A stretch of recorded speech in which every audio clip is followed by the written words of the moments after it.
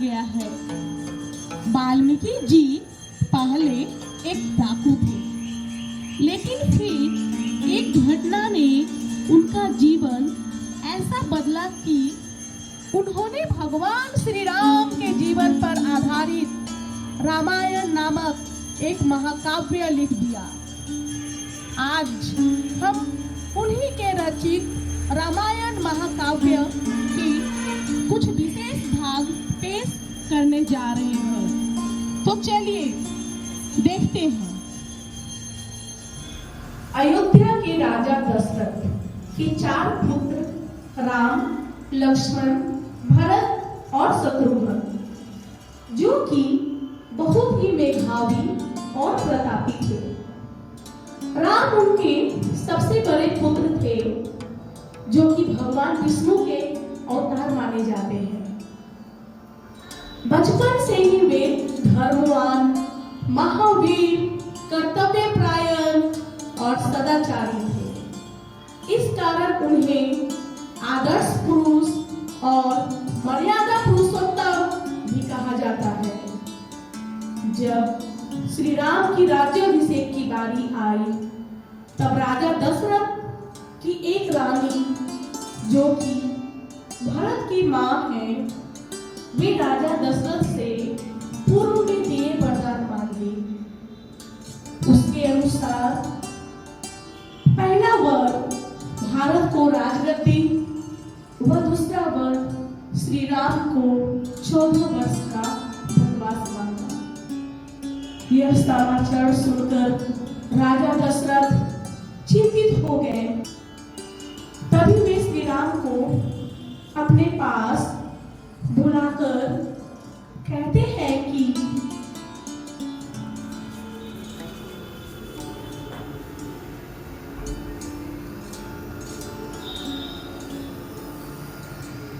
प्रिय पुत्र राम, तुम्हें अपने पिता की वचन को निभाने के लिए 14 वर्ष का वनवास जाना पड़ेगा और इस राज्य का राजा भरत होगा। बस इतनी सी बात। इस बात के लिए आप इतने चिंतित ना हो पिताजी। रघुकुल की मर्यादा रक्षा करने के लिए आपका यह पुत्र राम 14 वर्ष का वनवास जरूर जाएगा। आज्ञा दीजिए। केवल आप ही नहीं भैया, आपके ये भाई लक्ष्मण भी आपके साथ चलेगा। नहीं मेरे भाई लक्ष्मण, तुम यही रहकर पिताजी की देखभाल करो। नहीं भैया, यहाँ भरत और शत्रुघ्न भ्राता तो है ही। आपको छोड़ हम नहीं रह सकते। कृपया करके मुझे अपने साथ लेकर चलिए। स्वामी, मैं भी आपके साथ चलूंगी। नहीं नहीं पुत्री सीता, तुम मिथिला की राजकुमारी हो और इस घर की लक्ष्मी।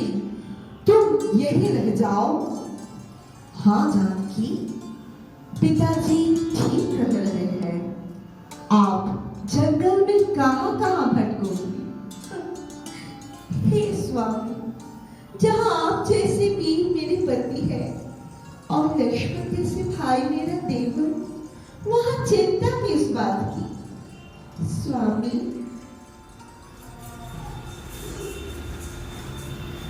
आपने मेरे बारे में तो सोचा ही नहीं। मुझे भी अपने साथ लेकर चलिए। नहीं प्रिय, आप यही रहकर वो सारे कर्तव्य को निभाए जो मेरी अर्धांगिनी होने के कारण आपको निभाना चाहिए। परंतु आपको छोड़ हम कैसे रह पाएंगे। प्रिय, आपके साथ होते हुए हम वो सारे कर्तव्य निभा नहीं पाएंगे जो मुझको अपने भाई राम और भाभी सीता के लिए निभाना चाहिए। आपको सौगंध है कि हम जब तक वापस ना आए यही रहे। परंतु आपकी आंखों से एक बूंद आंसू भी टपकना नहीं चाहिए। ठीक है स्वामी, आपके दिए गए सौगंध का उल्लंघन करने का क्षमता नहीं है मुझ में। मैं वचन देती हूँ कि मैं अपनी पत्नी धर्म का पालन अवश्य करूंगी। आप निश्चित होकर जाइए।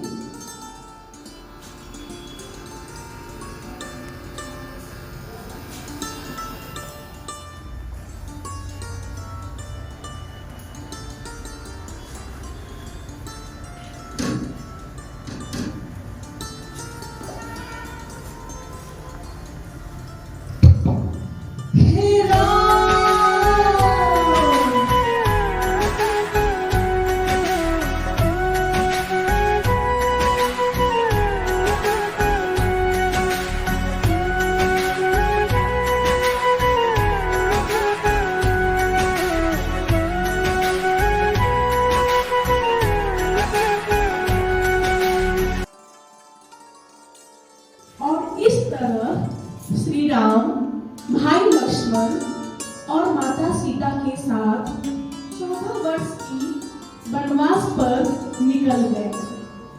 इस शोक में राजा दशरथ का निधन हो जाता है। यह शोक समाचार सुनकर भरत और शत्रुघ्न अपनी नानी के घर से लौट आते हैं और सब जानने के बाद भैया राम को वापस लाने के लिए निकल जाते हैं। भैया लौट चलिए, सब आपका इंतजार कर रहे हैं। हाँ भैया लौट चलिए, सिवा आपके हम सब, यहाँ तक कि सारी अयोध्या अधूरा है। लौट चलिए भैया। नहीं भाई, रघुकुल रीत सदा चली आई, प्राण जाए पर वचन न जाए। ठीक है भैया, तो मैं भी अपना छोटा भाई होने का कर्तव्य निभाऊंगा। अयोध्या का राजा आप ही रहेंगे। कृपा कर आप मुझे अपने चरण पादुका दीजिए, मैं उसे भी अयोध्या के सिंहासन पर अधिष्ठित कर राज्य का पालन करूंगा।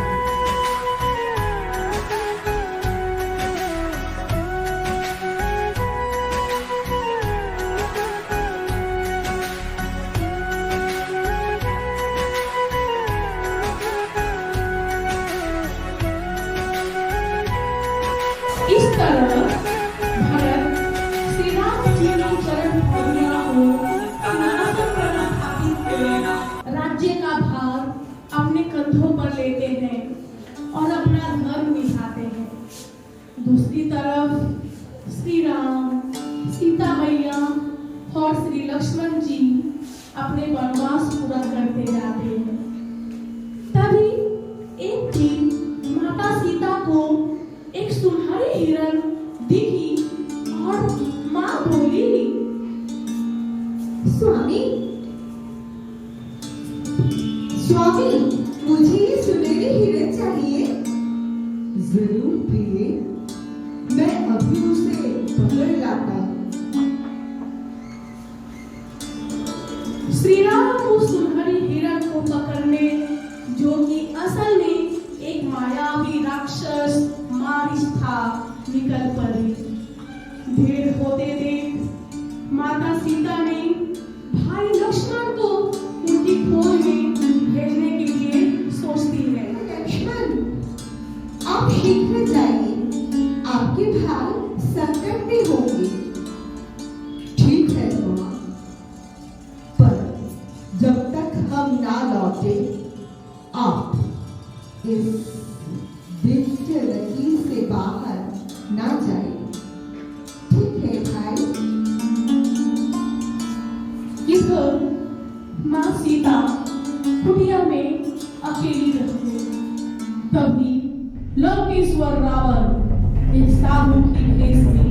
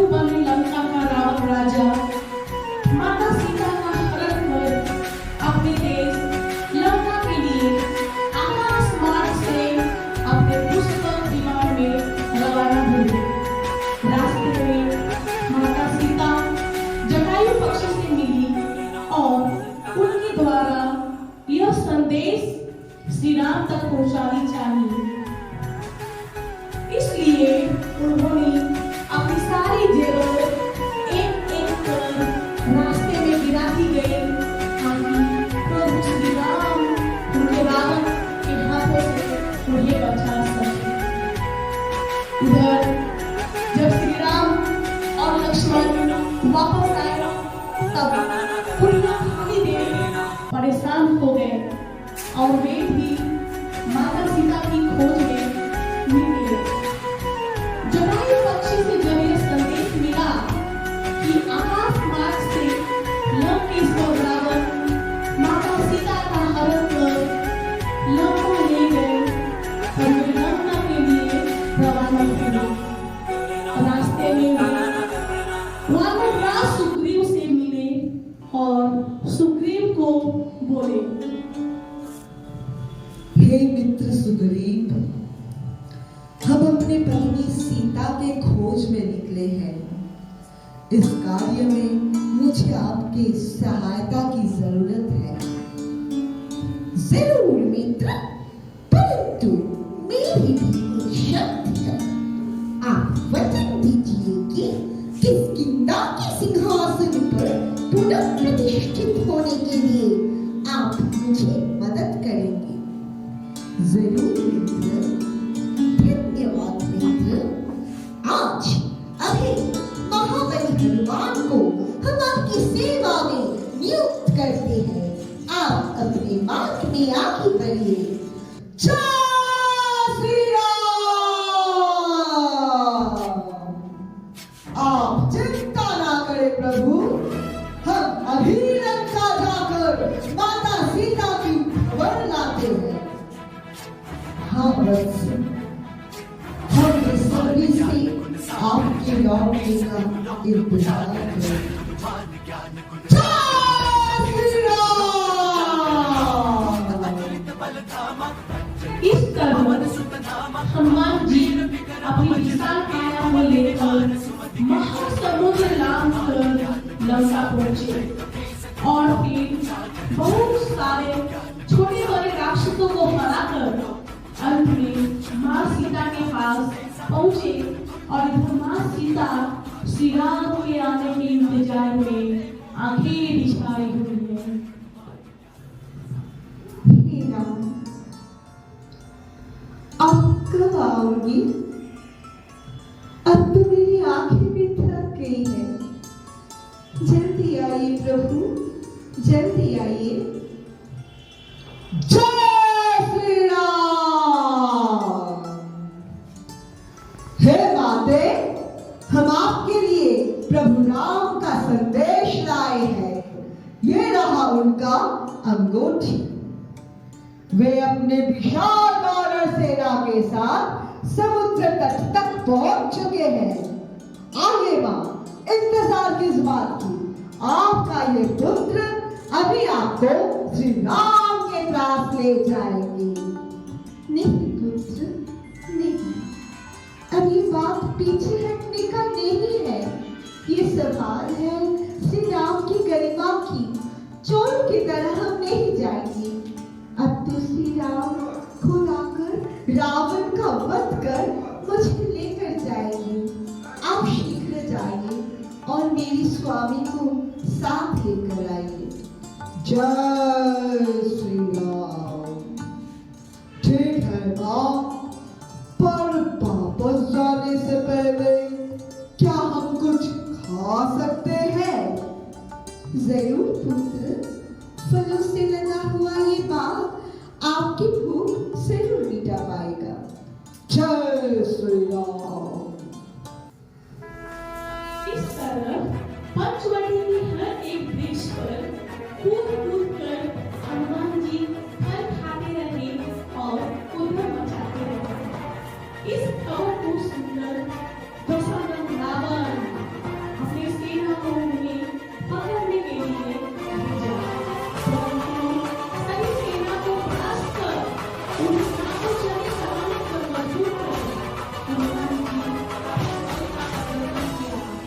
और अंत में हनुमान जी अपने आप को उनके हवाले किया।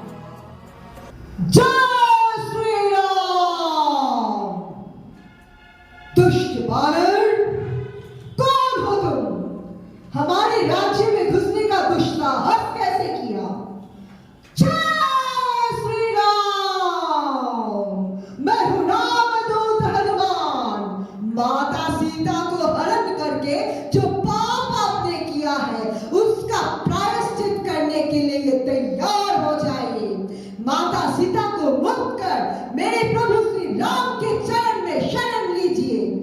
क्या दुष्ट बानर, तेरी इतनी स्पर्धा, तीनों लोगों का विजेता रावण को एक सामान्य मनुष्य के स्वर्ण में जाने के लिए कह रहा है। इस धृष्टता के लिए तुझे दंड जरूर मिलेगा। सैनिकों, इस दुष्ट बानर के पूंछ में आग लगा दो।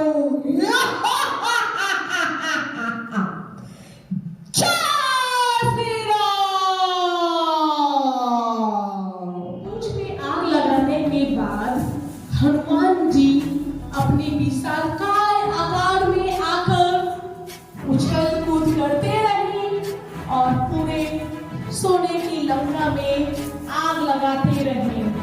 यह सब होता हुआ रावण देख रहा है अपने सैनिकों को, यह आदेश दे रहा है, पकड़ो, कोई उसे पकड़ो।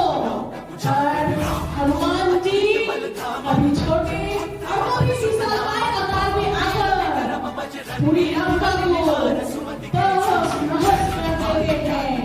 और यह रावण चुपचाप बैठे अपने लंका को जलते देखते रहा और देख रहा है।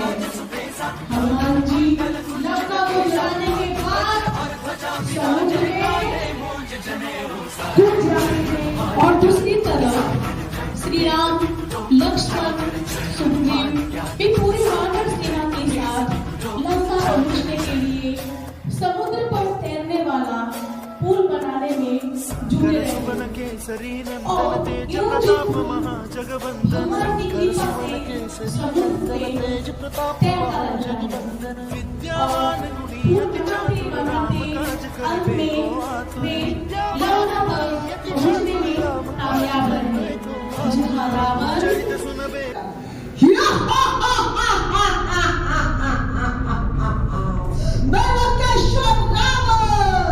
तुम्हें अपने हाथों से वध करने के लिए व्याकुल हूँ। चलो युद्ध की शुरुआत किया जाए।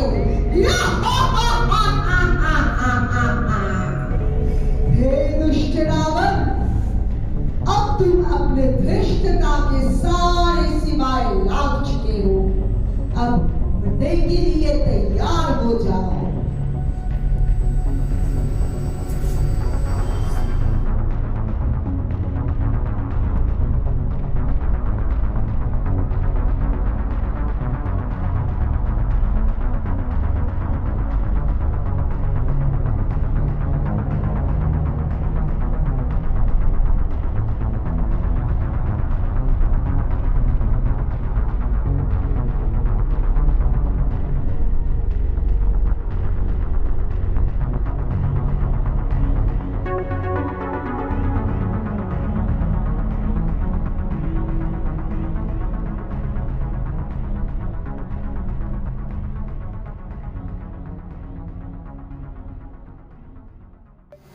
इस तरह कई दिनों तक युद्ध चलने के बाद और एक कर सभी प्राकृतिक असुरों का वध करने के बाद रावण की बारी आई और प्रभु श्री राम रावण के भाई विभीषण की मदद से उस दशमुखी रावण का वध किए। और इसी समय उनका 14 वर्ष का वनवास भी पूर्ण हुआ। और भाई लक्ष्मण के साथ 14 वर्ष की वनवास के बाद अयोध्या लौटे। इधर 14 वर्ष पूर्ण होने की खुशी में अयोध्यावासी ने पूरी अयोध्या को दीपों की रोशनी से जगमगा दिया, जो कि दीपावली के नाम से जाना जाता है। अयोध्यावासियों का खुशी का ठिकाना न था। 14 वर्ष का वनवास पूर्ण होने के बाद उनके साथ श्री राम, लक्ष्मण और मैया सीता वापस आए। और इस तरह अयोध्या की खूबसूरती देखने लायक हो गई, जो कि इतने दिनों से अंधकार में थी। इस तरह भगवान श्री राम ने तीनों लोगों का विजेता दशरथ रावण का वध कर यह सिद्ध किया कि न्याय के ऊपर अच्छा खुशहाल की